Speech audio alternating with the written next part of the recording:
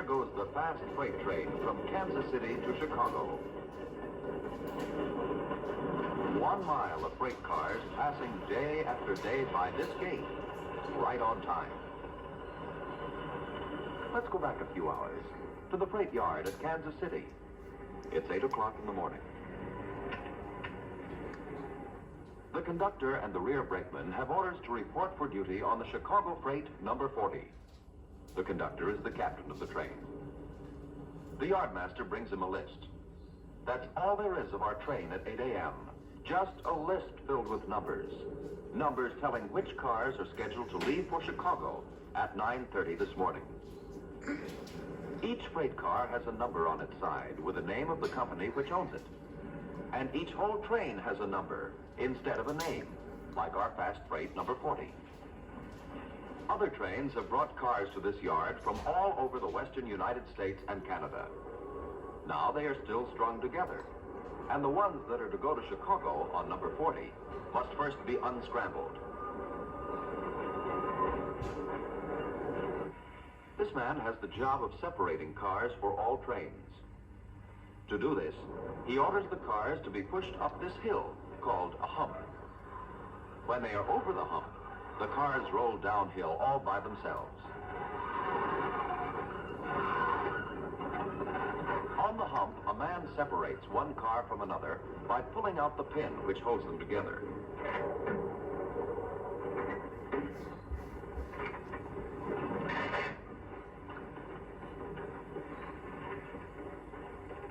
On their way over the hump, all cars pass above an inspection pit.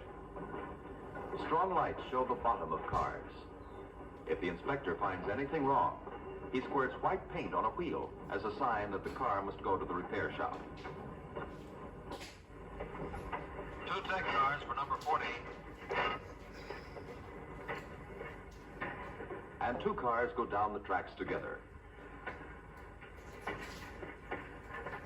The switch and brakeman watches from another tower. He can see 56 tracks branching out like fingers of many hands, each track for one train. One track is for freight train number 40 going to Chicago. With a flick of his wrist, the man moves a switch, and the heavy gondola swings to the Chicago track.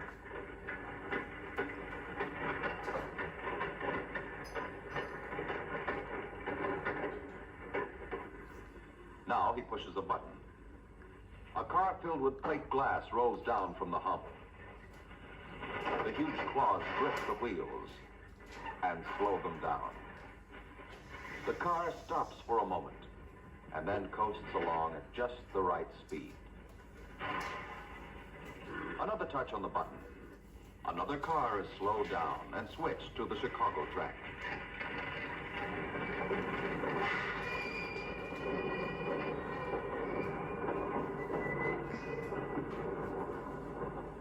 A fruit express car follows the others on its way to Chicago.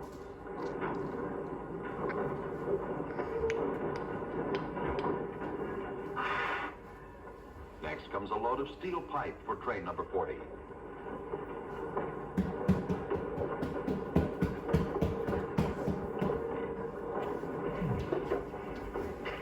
And a piece of machinery from Texas, traveling back to Chicago for repairs.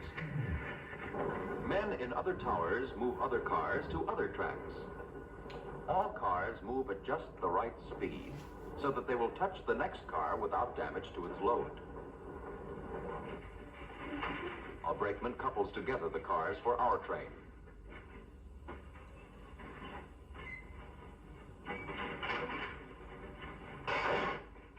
There they are, a long line of freight cars strung together according to the numbers on the conductor's list.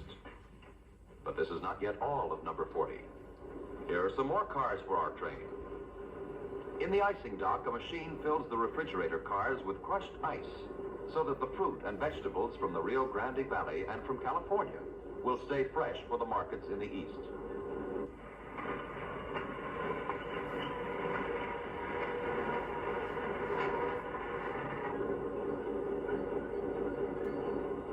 It's past 9 o'clock.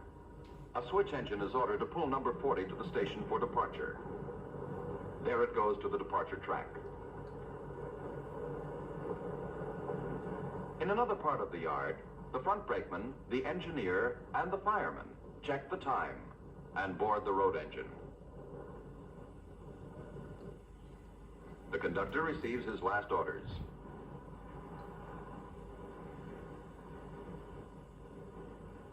The front brakeman pilots the diesel engine to the departure track at the freight station.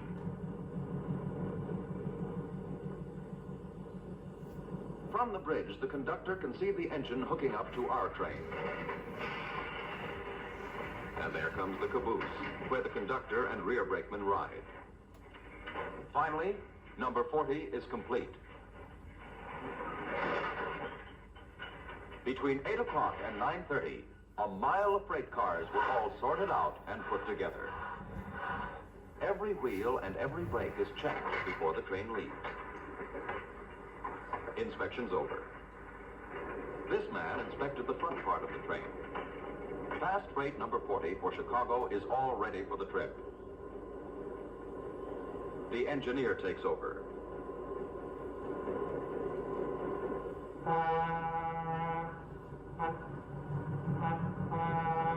Slowly, he starts the long line of cars rolling.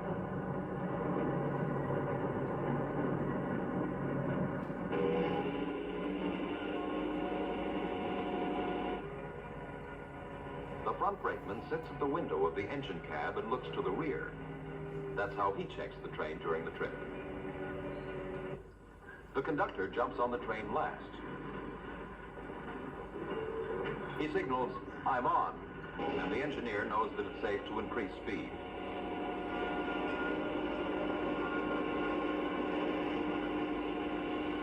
The sign reads 15 miles, and 15 miles reads his speedometer.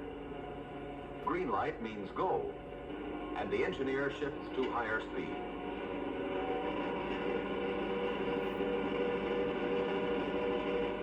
Meanwhile, the conductor settles down in his office in the caboose to check his travel documents and read his orders. Freight train number 40 is carefully winding its way through the many tracks that lead out of the freight station.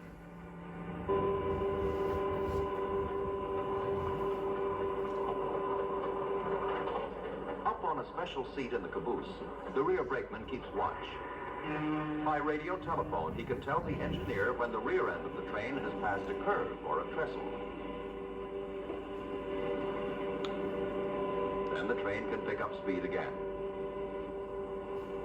The engineer keeps his eye on the road all the time, and his ears alert for any warning, like now. Signal crackers. Repairmen put them on the tracks to tell the engineer to slow down. You see why? While number 40 speeds eastward, another freight train is on its way west from Chicago.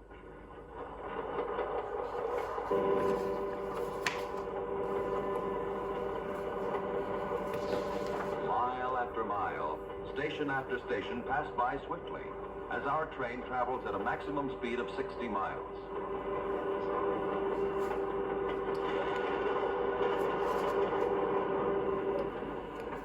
Again, the engineer slows down to 20 miles an hour. It's not safe to hurry across a bridge. But as the last car leaves the bridge, the engineer speeds up again.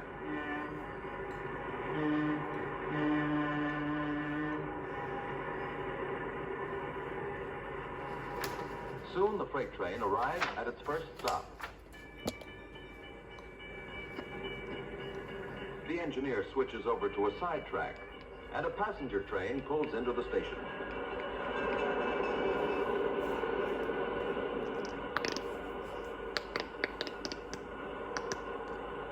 The conductor steps out to watch for the go-ahead signal. 1 minute later, the passenger train pulls out of the station. Here's the signal. Now the Chicago freight can follow the... The engineer calls the brakeman, who's a mile away at the other end of the train. "Let me know when we've passed the crossing," he asks. Fast freight number 40 is picking up speed again.